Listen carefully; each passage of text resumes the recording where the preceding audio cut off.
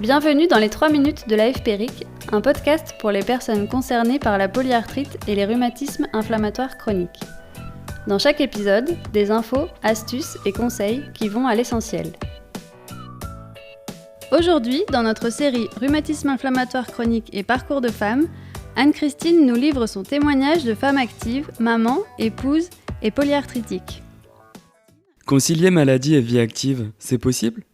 Concilier en fait une polyarthrite avec une vie active n'a pas été très compliqué au départ parce que je n'avais que 25 ans, donc j'étais pas mariée, j'avais pas d'enfants.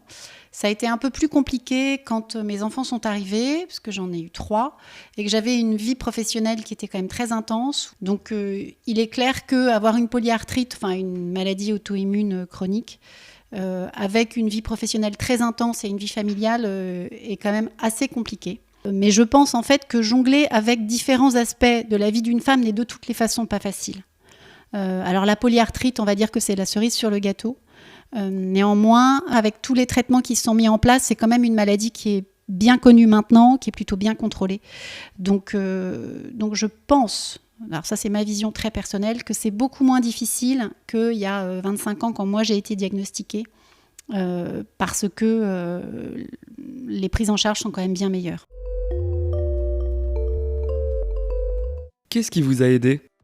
Je dirais en fait que j'ai déjà un mari qui n'est pas parti en courant, et ensuite en fait j'ai des enfants qui sont vraiment sympas parce qu'ils ont grandi avec la maladie, donc ils ont grandi avec une maman qui était très fatigable, donc j'avais pas beaucoup d'aide extérieure. Néanmoins j'avais une famille proche, c'est-à-dire mon mari, mes enfants, qui au final en fait étaient très supportives et entre guillemets ont bien fait le job, donc ils m'ont bien aidée à avancer dans la prise en charge de ma maladie et à faire en sorte que le quotidien soit moins compliqué.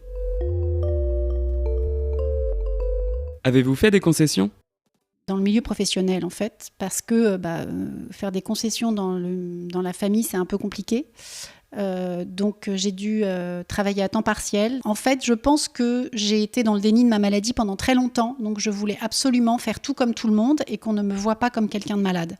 Avec le recul, c'était peut-être pas forcément une très bonne idée, mais en fait, ça m'a permis de continuer à travailler pendant très longtemps. J'ai dû m'arrêter de travailler il y a 10 ans. Mais ça a été la concession la plus importante que j'ai dû faire.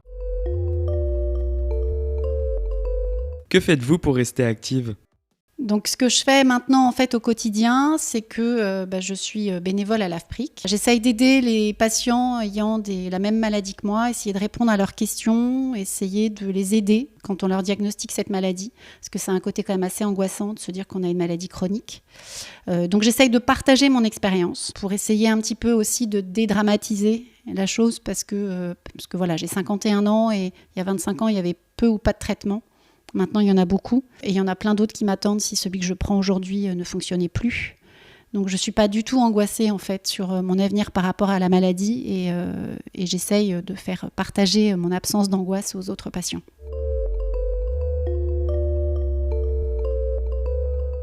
Merci Anne-Christine pour ce témoignage. Nous remercions également le laboratoire UCB qui a apporté son soutien institutionnel à la réalisation de cette émission. Ça vous a plu ? N'hésitez pas à vous abonner, liker et partager nos émissions.